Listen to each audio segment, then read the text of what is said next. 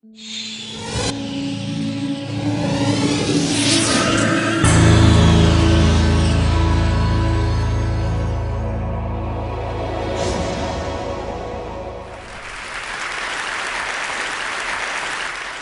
I was a child, I always wanted to be a superhero. I wanted to save the world and then make everyone happy.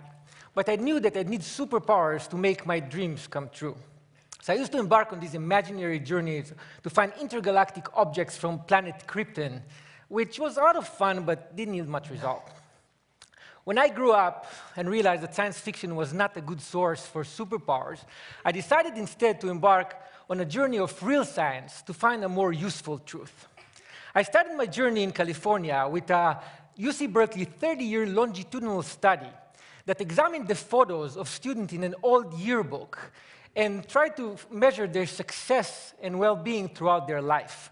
By measuring the students' smiles, researchers were able to predict how fulfilling and long-lasting a subject marriage will be, how well she would score in standardized tests of well-being, and how inspiring she would be to others. In another yearbook, I stumbled upon Barack Obama's picture. When I first saw his picture, I thought that his superpowers came from his super collar. But now I know it was all in his smile. Another aha moment came from a 2010 Wayne State University research project that looked into pre-1950s baseball cards of major league players. The researchers found that the span of a player's smile could actually predict the span of his life. Players who didn't smile in their pictures lived an average of only 72.9 years, where players with beaming smiles lived an average of almost 80 years. The good news is that we're actually born smiling. Using 3D ultrasound technology, we can now see that developing babies appear to smile even in the womb.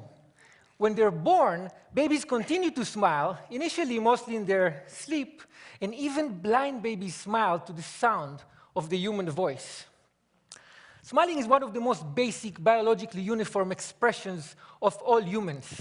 In studies he conducted in Papua New Guinea, Paul Ekman, the world's most renowned researcher on facial expression, found that even members of the Fori tribe, who were completely disconnected from Western culture and also known for their unusual cannibalism rituals, attributed smiles to descriptions of situations the same way you and I would. So from Papua New Guinea to Hollywood, all the way to modern art in Beijing, we smile often and use smile to express joy and satisfaction.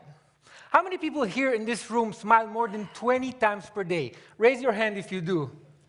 Oh, wow. Outside of this room, more than a third of us smile more than 20 times per day, whereas less than 14% of us smile less than 5. In fact, those with the most amazing superpowers are actually children who smile as many as 400 times per day. Have you ever wondered why being around children who smile so frequently make you smile very often? A research study at Uppsala University in Sweden found that it's very difficult to frown when looking at someone who smiles. You ask why? Because smiling is evolutionarily contagious, and it suppresses the control we usually have on our facial muscles. Mimicking a smile and experiencing it physically help us understand whether a smile is fake or real, so we can understand the emotional state of the smiler. In a recent mimicking study at the University of Clermont-Ferrand in France, subjects were asked to determine whether a smile was real or fake while holding a pencil in their mouth to repress smiling muscles. Without the pencil, subjects were excellent judges, but with the pencil in their mouth, when they could not mimic the smile they saw, their judgment was impaired.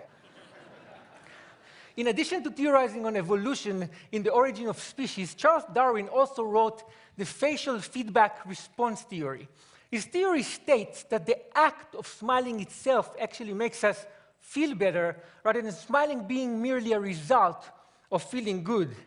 In his study, Darwin actually cited the French neurologist Julien Duchamp, who used electric jolts to facial muscles to induce and stimulate smiles. Please don't try this at home.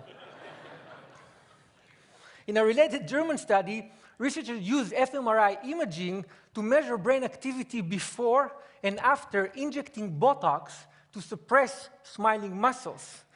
The findings supported Darwin's theory, but by showing that facial feedback modifies the neural processing of emotional content in the brain in a way that helps us feel better when we smile. Smiling stimulates our brain reward mechanism in a way that even chocolate, a well-regarded pleasure inducer, cannot match.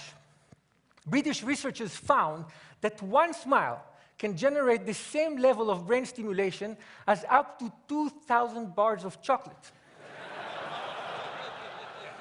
Wait, the same study found that smiling is as stimulating as receiving up to 16,000 pounds sterling in cash. That's like 25 grand a smile. It's not bad. And think about it this way. 25,000 times 400, quite a few kids out there feel like Mark Zuckerberg every day. And unlike lots of chocolate, lots of smiling can actually make you healthier.